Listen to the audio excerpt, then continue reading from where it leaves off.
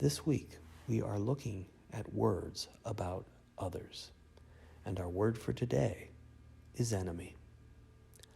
Love your enemies and pray for them. There's a phrase of Jesus that many of us would like to ignore or forget. What a preposterous thing to say. Love your enemies. You get they are the enemy, right? Human beings have created enemies out of other human beings since before the time when we were smart enough to find a big stick to hit somebody with. Having enemies, if you look at human history, is simply and sadly a way of life. And yet here is Jesus saying that we have to love them. Then, as if to drive the lesson home, he goes to a cross, asking God to forgive the ones about to kill him.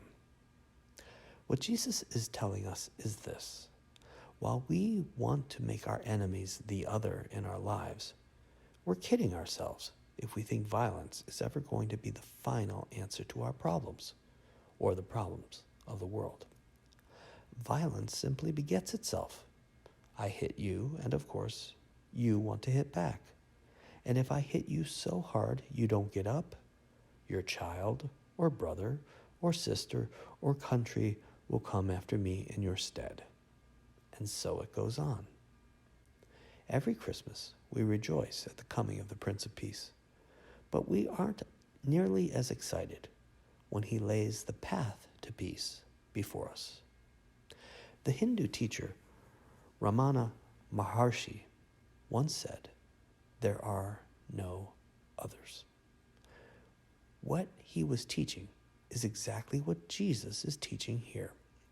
We might think there is nothing other as much as an enemy, but the idea that they are not part of our human family is an illusion. We are all one in God's eyes. And if we will dare to do as Jesus says, it will change us, and we will grow in love and in closeness to God.